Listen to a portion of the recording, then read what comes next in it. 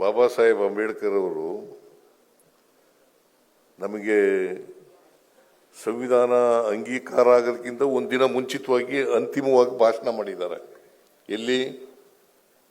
ಎಲ್ರಿ ಪಾರ್ಲಿಮೆಂಟ್ ಅಲ್ಲ, ಸಂವಿಧಾನ ರಚನಾ ಸಭೆಯಲ್ಲಿ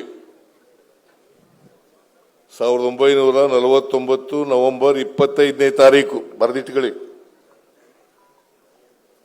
1949 ಜನವರಿ 25ನೇ ತಾರೀಕು. ಬಹಳ ಜನ ಓದಿರೋದಿಲ್ಲ, ಅವ್ರ ಭಾಷಣ ಓದಬೇಕು. ಎಲ್ಲ ಅಂತಿಮವಾದಂತ ಭಾಷಣ, ಕೊನೆ ಭಾಷಣ ಅದು. ಸಂವಿಧಾನ 26ನೇ ತಾರೀಕು ಅಂಗೀಕಾರ ಆಗುತ್ತೆ, 25ನೇ ತಾರೀಕು ಭಾಷಣ ಮಾಡೋರು. ಅವತ್ತೇ ಎಚ್ಚರಿಕೆ ಕೊಟ್ಟಿದ್ದಾರೆ ನಮಗೆ, ಈ ದೇಶಕ್ಕೆ. ನಮಗೆ ರಾಜಕೀಯ ಸ್ವಾತಂತ್ರ್ಯ ಸಿಕ್ಕಿದೆ, ರಾಜಕೀಯ ಸ್ವಾತಂತ್ರ್ಯ ಸಿಕ್ಕಿದೆ, ಆದರೆ ಆರ್ಥಿಕ ಸಾಮಾಜಿಕ ಸ್ವಾತಂತ್ರ್ಯ ಸಿಕ್ಕಿಲ್ಲ. ಒಬ್ಬ ವ್ಯಕ್ತಿ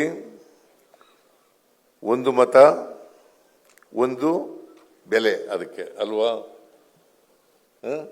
ಇವ್ರು ಯಾರೋ ಬರ್ಕೊಂಡಿದ್ರು ಪಾಪ, ನಮ್ಮ ಮತ ನಮ್ಮ ಹಕ್ಕು, ನಮ್ಮ ಮತ ನಮ್ಮ ಹಕ್ಕು, ಮೈ ವೋಟ್ ಮೈ ರೈಟ್ ಅಲ್ವಾ? ಅವ್ರಿಗೆ ಬಹುಮಾನ ಕೂಡ ಬಂದಿದೆ. ಈ ಚಲನೆ ಸಿಕ್ಬೇಕಾದ್ರೆ, ಅದಕ್ಕೆ ಬಾಬಾ ಸಾಹೇಬ್ ಅಂಬೇಡ್ಕರ್ ಅವರು ಸಂವಿಧಾನ ರಚನಾ ಸಭೆಯಲ್ಲಿ ಭಾಷಣ ಮಾಡ್ತಾ ಹೇಳ್ತಾರೆ, ನಮಗೆ ಸ್ವಾತಂತ್ರ್ಯ ಬಂದಿದೆ, ಈ ಸ್ವಾತಂತ್ರ್ಯ ಯಶಸ್ವಿ ಆಗಬೇಕಾದ್ರೆ ಆರ್ಥಿಕ ಸಾಮಾಜಿಕ ಶಕ್ತಿ ಬಂದಾಗ ಮಾತ್ರ ಸಾಧ್ಯ.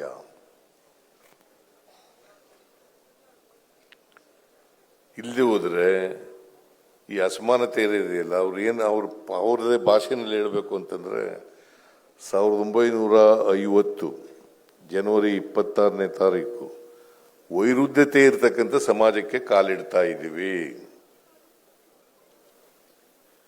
ಗೊತ್ತಾಯ್ತಲ್ಲ? ವೈರುಧ್ಯತೆ ಇರ್ತಕ್ಕಂಥ ಸಮಾಜಕ್ಕೆ ಕಾಲಿಡ್ತಾ ಇದ್ದೀವಿ.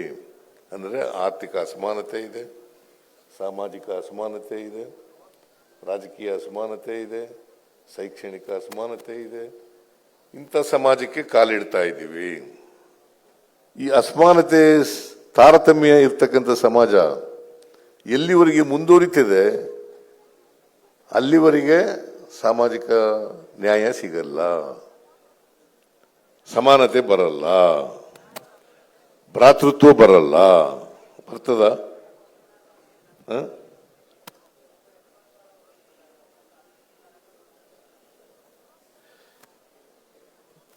ಎಲ್ಲಿವರೆಗೆ ಅಸಮಾನತೆಯನ್ನು ತೊಲಗಿಸಲ್ಲ,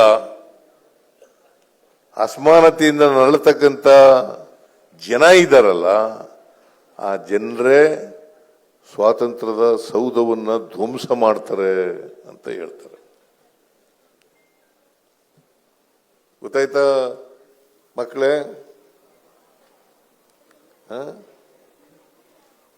ನಿಮಗೆಲ್ಲ ಗೊತ್ತಾಗಿದೆಯಲ್ಲ? ಎಲ್ಲಿವರೆಗೆ ಅಸಮಾನತೆಯನ್ನು ತೊಡಗಿಸಲ್ಲ, ಅಸಮಾನತೆಯಿಂದ ಕೂಡಿರ್ತಕ್ಕಂಥ ಸಮಾಜ ಇರ್ತದೆ, ಆ ಸಮಾಜದಲ್ಲಿ ಸಮಾನತೆ ಬರಲಿಕ್ಕೆ ಸಾಧ್ಯ ಇಲ್ಲ. ಅದಕ್ಕೋಸ್ಕರ ಸಮಾನತೆಯನ್ನು ತರಲೇಬೇಕು. ನಮ್ಮ ಸಂವಿಧಾನ ಏನು ಹೇಳ್ತದೆ? ಸ್ವಾತಂತ್ರ್ಯ, ಸಮಾನತೆ, ಭ್ರಾತೃತ್ವ ಇರ್ಬೇಕಲ್ಲ. ನಾವೆಲ್ಲ ಮನುಷ್ಯರಲ್ವಾ? ಯಾವ್ದಾದ್ರು ಧರ್ಮ ನಮ್ಮ ದೇಶದಲ್ಲಿ ಬೇರೆಯವ್ರನ್ನ ದ್ವೇಷ ಮಾಡಿ ಅಂತ ಹೇಳ್ತದ? ಯಾವ್ದಾದ್ರು ಧರ್ಮ? ಏನ್ರಿ ಸ್ವಾಮೀಜಿ, ಬೇರೆ ಜನರನ್ನ ದ್ವೇಷ ಮಾಡಿ, ದಲಿತರನ್ನು ದ್ವೇಷ ಮಾಡಿ, ಹಿಂದುಳಿದವರನ್ನು ದ್ವೇಷ ಮಾಡಿ, ಅಲ್ಪಸಂಖ್ಯಾತರನ್ನು ದ್ವೇಷ ಮಾಡಿ, ಮಹಿಳೆಯರನ್ನು ದ್ವೇಷ ಮಾಡಿ, ಕಾರ್ಮಿಕರನ್ನು ದ್ವೇಷ ಮಾಡಿ, ರೈತರನ್ನ ದ್ವೇಷ ಮಾಡಿ ಅಂತ ಹೇಳ್ತದ? ಎಲ್ಲರನ್ನೂ ಪ್ರೀತಿಸಿ ಅಂತ ಹೇಳ್ತದೆ. ಮತ್ತೆ ಎಲ್ಲಿ ಪ್ರೀತಿಸದೇ ಇಲ್ಲ ನೀವು?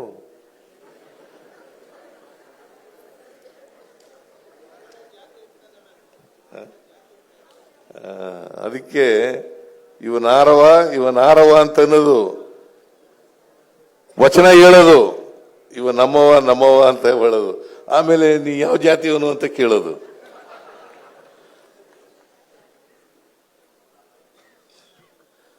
ಇದು ಹೋಗ್ಬೇಕಲ್ಲ, ಬದಲಾವಣೆ ಆಗ್ಬೇಕಲ್ಲ.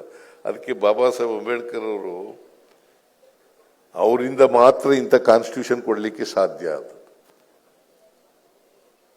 ಅವರು ಹ್ಯಾಂಡ್ ರೈಟಿಂಗ್ ನಲ್ಲಿ ಬರೆದಿದ್ದಾರೆ. ಅವತ್ತು ಸಂವಿಧಾನ ಅಂಗೀಕಾರ ಆಯ್ತಲ್ಲ, ಒಬ್ಬರು ಬಿಟ್ರೆ ಇನ್ ಬಾಕಿಯವರೆಲ್ಲ ಸೈನ್ ಹಾಕ್ತಾರೆ. ಅವ್ರ ಹೆಸರೇನೋ ಮರ್ತ್ಬಿಟ್ಟಿದ್ದೀನಿ, ಒಬ್ರು ಸೈನ್ ಹಾಕ್ತಿದ್ದವರು. 285 ಜನ ಇರ್ತಾರೆ. ಇಲ್ಲ ಅವನು ಯಾರೋ ಹೆಸರು ಮರ್ತ್ಬಿಟ್ಟಿದ್ದೀನಿ. ಅವನೇನು ಕಮ್ಯುನಿಸ್ಟ್ ಅವನಲ್ಲ.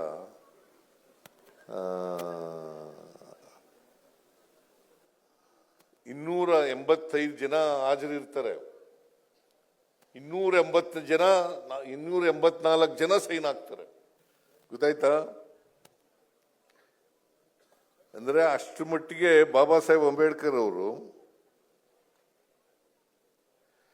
ಸಂವಿಧಾನವನ್ನ ಎಲ್ಲರೂ ಒಪ್ಕೊಳ್ಳೋ ರೀತಿಯಲ್ಲಿ ಮಾಡಿದ್ರು. ಟಿ ಕೃಷ್ಣಮಾಚಾರ್ ಅಂತ ಕೇಳಿದ್ದೀರಾ? ಟಿ ಕೃಷ್ಣಮಾಚಾರ್ ಅವರು ಬಹಳ ಹೊಗಳಿ ಭಾಷಣ ಮಾಡ್ತಾರೆ ಅಂಬೇಡ್ಕರ್ ಅವರಿಗೆ. ರಾಜೇಂದ್ರ ಪ್ರಸಾದ್ ಅಧ್ಯಕ್ಷರು, ಅವರು ಹೊಗಳಿ ಭಾಷಣ ಮಾಡ್ತಾರೆ ಅಂಬೇಡ್ಕರ್ಗೆ. ಮತ್ತೆ ಈ ನಮ್ಮ ಸಂವಿಧಾನ ವಿರೋಧಿಗಳಿದಾರಲ್ಲ, ಬಾಬಾ ಸಾಹೇಬ್ರದ್ದು ಪಾತ್ರ ಕಡಿಮೆ, ರಾವ್ ಪಾತ್ರ ಜಾಸ್ತಿ ಅಂತ ಹೇಳ್ತಾರಲ್ಲ, ಅದು ಸುಳ್ಳಲ್ವಾ? ಹೊಟ್ಟೆ ಕಿಚ್ಚಿನಿಂದ ಹೇಳೋದು. ಬಾಬಾ ಸಾಹೇಬ್ ಅಂಬೇಡ್ಕರ್ ಅವರು ದಲಿತ ಜಾತಿನಲ್ಲಿ ಹುಟ್ಟಿ ಈ ಎತ್ತರಕ್ಕೆ ಬೆಳೆದ್ಬಿಟ್ನಲ್ಲ ಅನ್ನೋ ಹೊಟ್ಟೆ ಕಿಚ್ಚಿನಿಂದ ಹೇಳ್ತಾ ಇರೋದು.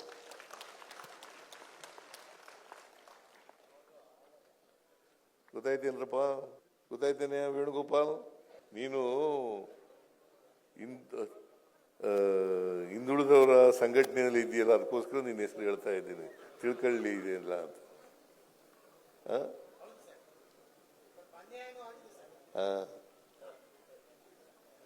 ನಿನಗನ್ನೇ ಆಗಿದೆ ಇಲ್ಲಿ. ನೀನು ಇದನ್ನೆಲ್ಲ ತಿಳ್ಕೊಂಡ್ರೆ ನೀನು ಮುಂದೆ ಬರಕ್ಕೆ ಅನುಕೂಲ ಆಗ್ತದೆ.